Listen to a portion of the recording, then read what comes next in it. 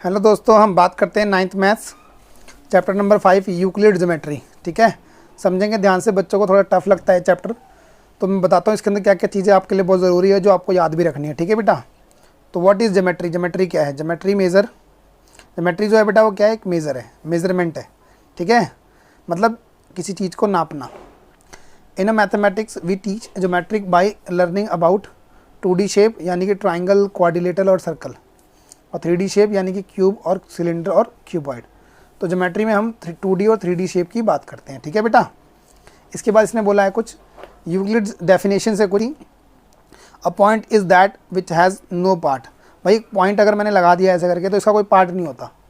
That has no parts, तो कोई part नहीं होता, इसको प्रूव करने की जरूरत तो है नहीं। That is a universal truth. A line is a breathless length, मतलब लाइन की लेंथ तो होती है, that is called not breathless, मतलब ब्रेथ नहीं होती इसकी। एक लाइन बनाई हमने अगर ऐसे, ठीक है बेटा, एक लाइन अगर बना दिया हम तो ये क्या है? ये ब्रेथलेस। ब्रेथलेस मतलब कि इसकी चौड़ाई नहीं होती, सिर्फ लेंथ होती है। The ends of a line are a point, मतलब एंड में, लाइन के एंड पे दो ही तो पॉइंट आते हैं। भाई लाइन का एंड होगा तो वहाँ क्या आएगा? पॉइंट आएगा। अ straight line which lies evenly with the point on it's self, मतलब क्या हो रहा है? Straight line which lies evenly with the points of on it's, मतलब कि एक अगर लाइन बनाए हम स्ट्रेट लाइन तो वो क्या एक पॉइंट से दूसरे पॉइंट तक जाती है। ठीक है बेटा। A surface is that which has length and breadth only. भाई एक सरफेस मतलब कि जैसे ये आप ये क्या एक कागज़ है, ठीक है बेटा, ये एक शीट है A4 साइज़ की, और ये शीट जो है बेटा क्या है? इसकी लेंथ और ब्रेथ है। ये लेंथ हो गई, ठीक है, और ये ब्रेथ हो गई। ओके बेटा, ये ब्रेथ हो गई। बात समझ में आ रही है? तो surface is that which has length and breadth. Okay बेटा, ओनली। चलते हैं आगे और देखते हैं क्या है। ठीक है, समझेंगे ध्यान से। The edges of a surface are lines. The edges of a surface are line, मतलब जो एजिस होती हैं किसी भी सरफेस की वो लाइन होती है। That is a length, that is a breath.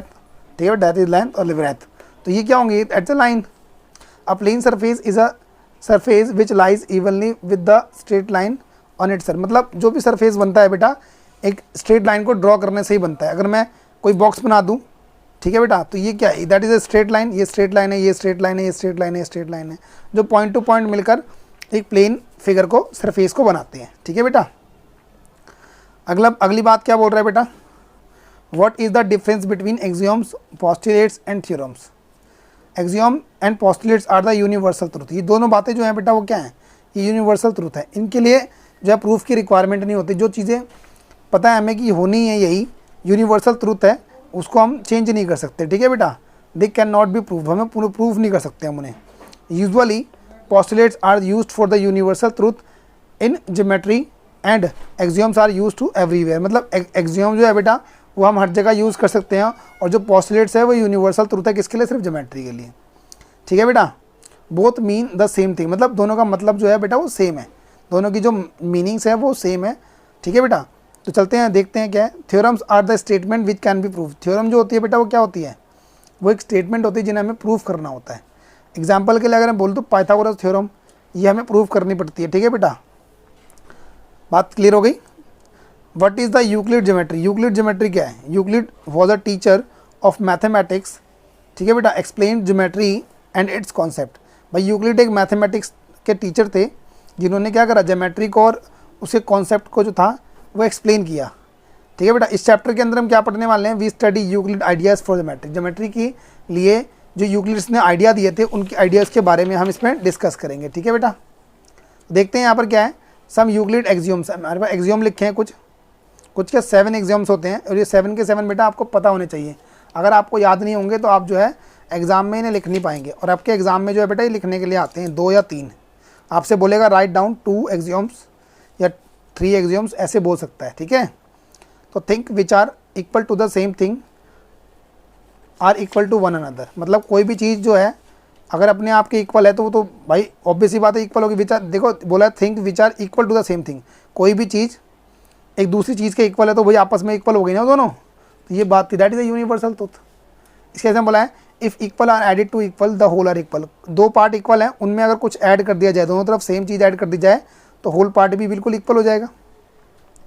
If equal are subtract from equal the remainder are equal. भाई 5 इक्वल टू 5 होता है, दोनों तरफ अगर 3 माइनस करें तो 2 इक्वल टू 2 आएगा ना, तो दैट इज द रिमाइंडर, तो रिमाइंडर भी ऑलवेज इक्वल आएगा।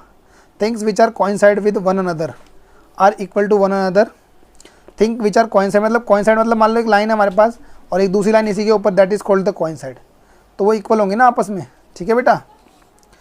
The whole is greater than the part, भाई बहुत बड़ी चीज़ जो होती है एक छोटे से पार्ट से ज़्यादा बड़ी होती है, तो whole is greater than the part, एक छोटे से पार्ट से होल जो होता है वो ज़्यादा बड़ा होता है। Things which are double to the same thing are equal to one another, मतलब क्या है बेटा इसका कि अगर 2 इक्वल टू 2 है और उसमें मैं क्या करूँ, उसका डबल कर दूँ दोनों तरफ। डबल मतलब कि 2 से फिर से मल्टीप्लाई कर दो, क्या आएगा बेटा 4 आएगा, और वो आपस में क्या होंगे, इक्वल होंगे दोनों। Things which are half of the same thing are equal to 1, भाई 2 इक्वल टू 2 है, अगर दोनों तरफ मैं हाफ कर दूँ तो 1 इक्वल टू 1 आ जाएगा, ठीक है बेटा। तो ये बात कुछ बोली थी। इसके अलावा बेटा इसमें बोला गया है पोस्टुलेट्स के बारे में, तो मैं आपको दिखाता हूँ वो क्या है। यूक्लिड पोस्टुलेट्स की बात करते हैं।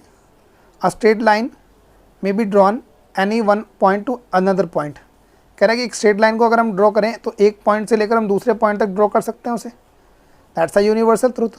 Terminated line means line segment can be extend from either sides to form a line, मतलब कहने का ये बेटा कि एक हमारे पास टर्मिनेटेड लाइन है, जैसे यहाँ से स्टार्ट हुई यहाँ ख़त्म हो गई, तो हम इसको आगे की तरफ एक्सटेंड कर सकते हैं, ठीक है बेटा, और फिर से एक लाइन बना सकते हैं, that is a line segment, ठीक है।